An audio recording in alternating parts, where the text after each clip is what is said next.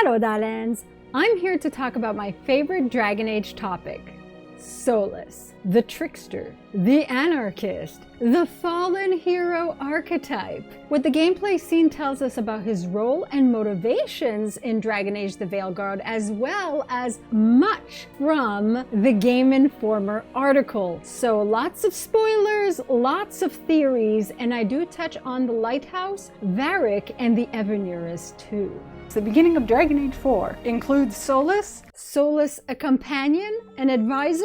In the Game Informer article, it is stated that Solas was trying to move the elven gods to a new prison, and as a result of Rook's intervention, they were freed. As a result, Solas got locked up in his own Fade prison. A little bit of poetic justice there going on here. Rook's blood seeped into the ritual, connecting Solas and Rook to the Fade. Solas might advise Rook from the Fade through dreams. It will be interesting for Revasan, who wants to stop him to save his twin Asan, who would join Solas. I will be recreating Revasan as Rook when I import Asan Lavellan. In my tarot reading for Solas, I said, So without trying to help each other, we kind of help each other. Well, now he has no choice, and neither does Rook. We also explored the reverse of the card, which was the sun. It said isolation. Isolation for Solas indeed. If Rook and Solas are connected through the Fade and Solas can be within Rook's mind, as long as he doesn't say, Rook, veil thinness. Just stable.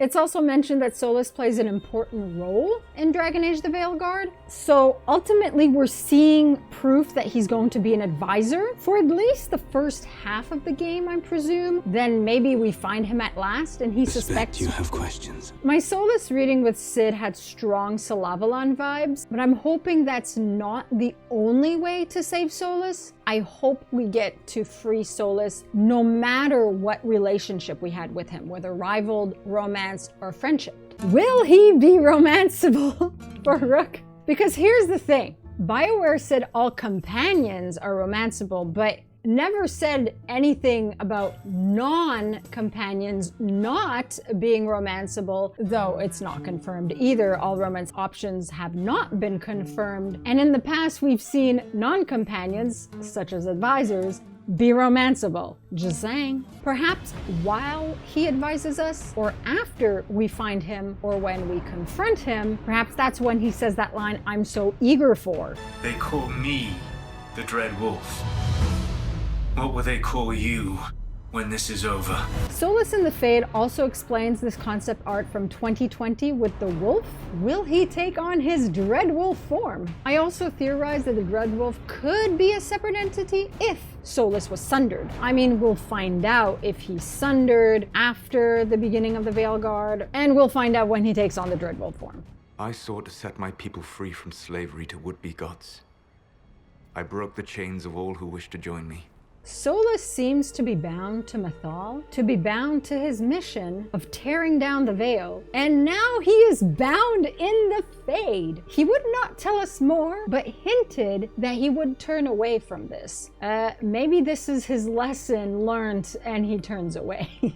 What if, to break the chains of the elven people, Solas had to take on those chains himself? Thus, he would have sacrificed his own freedom to free others. And now he is bound, and it is up to us to set him free, symbolically and literally.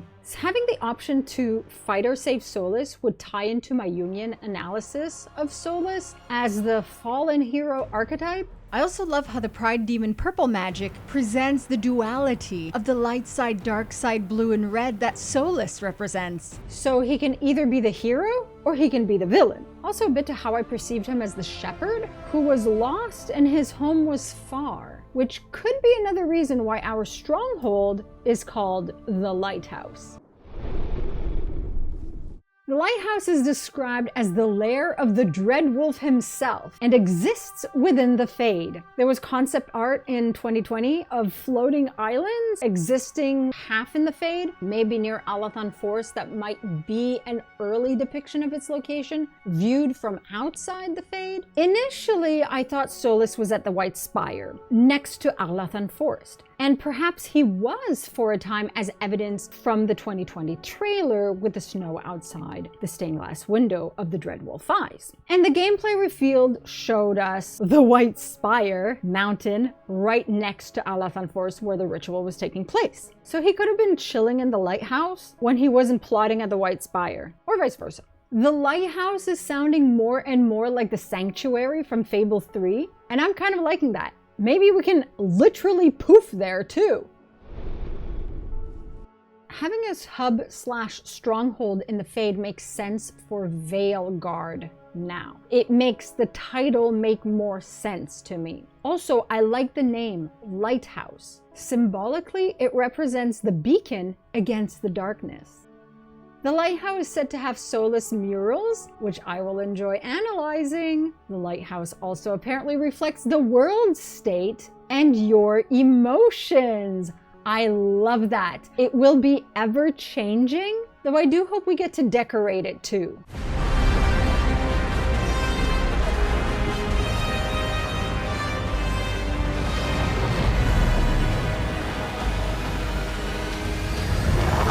So, about them Evanuris, the article confirmed the Unleash Evanuris are indeed Gilanen and Elgar'nan. So I guess some Avars are going to worship them now? Glory to the risen gods that come to deliver this world. The way the Evanuris tower over Solas, he looks so disheartened at his failure. When he looks up at the Evanuris, it's almost as though he has tears. Now, will being in his prison taint Solas? I had predicted that he would not be tainted, and I hope that he does not get tainted. Will we fight him either way and then destroy or cure him if he does become tainted? Does he become that breathing lyrium thing, or is that something else? I hope it's something else. Solas, I have questions. So Solas was trying to move the statues to a new prison, and it's just those two. It kind of proves the theory of the link to the old gods. I mean, where are the other Evanuris? You know, none of the others were being moved or were unleashed. Just those two. The old gods are the Evanuris. This was from my very second Dragon Age video on this channel, where I theorized that the Evanuris are the old gods. Could what happened in the scene be a clue to this actually being a thing? Later, I did expand on that theory with Corypheus and Kieran and Flemeth. It would be nice to see confirmation to this theory take shape in the game. Also, I always thought that the double blight would be caused by Dirthamen and Falondin, because I associated them with Razakali and Luzakan. Now it might be Elgar'nan and Gilanen who caused the double blight, either by awakening old gods if they're not the old gods, or just by being there themselves, whichever old god they truly are. And we already know of the Gilanen's monsters thing, so there's that. If Gilanen comes down, then she's gonna have even more power and control over her monsters. Gilderthalin, in one of her videos, juxtaposed Elgar'nan from the gameplay alongside a depiction of Mafarath depicted by the Darkspawn from Dragon Age Origins. Elgar'nan as Mafarath? With Mythal, who was within Flemeth, points to either Flemeth being Andraste or Andraste being another host for Mythal.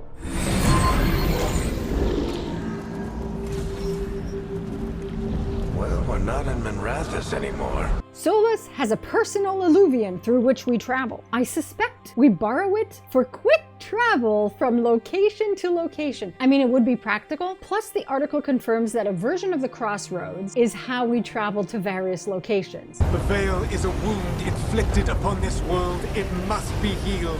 The cutlass Solas wields to cut the veil. It's different from the rifts and the breaches that look like whirlwinds. It literally tears it.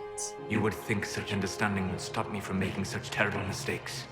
You would be wrong. When Solas was sent into the Fade, he did not go with his cutlass. He went empty-handed, the cutlass seemingly having been thrown to destroy the falling statue. But is it destroyed or just lost right now? I suspect that maybe we need his cutlass to destroy other threats. So that's why I'm assuming that we might need to find him and save him from that prison, because we might need that cutlass to save Thedas. If we need his cutlass, will we take it from him by force? Will he help us find it? Will he offer it? And perhaps we either fight him to take it from him, or free him and he joins us and we borrow it from him when we recruit him, if savable. It's possible that the way we interact with him, like with the companions, will affect his relationship with Rook. Also, I'm guessing the choices from Trespasser that we will input during customer creation will affect that as well. It's possible that this cutlass was contained within the red lyrium idol. Solas is not blighted at the start of the Veilguard, so if it is from it, he got it out safely. I would like for the gaps to be filled regarding the travel of the red lyrium idol between Tevinter Knights and it coming into the hands of the young Daenerys heir. I'd like to find out how Solas gained that red lyrium idol. If that is the case, if it is not the case, then where is the red lyrium idol, and will Solas get his hands on it, and will he send us to retrieve it for him? Do we need it to free him from his prison? Another theory that comes to mind is the possibility that if the Evanuris are the old gods and Solas is locked away in his prison, he has to take on a dragon form, so we have to go not necessarily taint him with the blight, but find him as a dragon so that he gets freed, destroy the dragon so that he can take on his body again, or something of the like. It would be kind of complicated. The I suspect you have answers is such a deep voice, almost dragon-like. So is that going to be a thing? Dragon Solas? And if the city in the Fade where the Evanuris were locked away is indeed the Golden City now tainted, will being in there taint Solas? Do we find him tainted? Or must he take on a demon form, his dread wolf form, but untainted? I have questions. Rook, take care of the team for me. Where did Varric go? So in the gameplay reveal, Solas would not kill Varric. Solas wanted to stop Varric because he was being stubborn and foolhardy, but Solas destroyed Bianca. Yes, that hurt Varric in the fields, but he wouldn't kill Varric. So he doesn't want Varric dead, which gives us a clue that he cares enough about him. It gives me hope that Solas would be willing to hear Varric out, or at least Rook. I mean, he doesn't have much of a choice. After reflecting on his newest failures, but he could have harmed Varric physically and he did not. The article doesn't mention what became of Varric after that scene as Rook wakes up in the lighthouse with Harding and Nev. The leaks on Felison's Tumblr informs us, however, that Varric is an important character. This leads me to believe that he's an advisor and a recruiter. Basically, he conceded, no weapon, no Bianca. That's it, I forfeit. I'm not fighting. No weapon can replace Bianca, am I right? And he goes off to find potential companions / allies to direct Rook where to go next. You need to listen.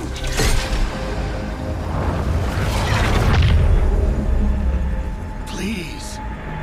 In my Solas reading, the card was the Sun, and in the Dragon Age Tarot deck, the Sun is Varric. Varric who tried to talk down Solas, so maybe there's some significance there that we will see later on. Solas as the sun also ties into theories that for all intents and purposes, Solas is the maker for having created Thedas in its current state. Will we discover that Solas was right and the only way to save Thedas is to tear down the veil? Will we talk him down? Will he be a companion or just an advisor through the Fade? Do we need to tear down the veil and hit reset? We have to help Solas, but then Solas has to help us to restore so that the sun can shine anew. Let me know your thoughts in the comments below. And I'll see you all soon. Masaranas. My hair is just so wild.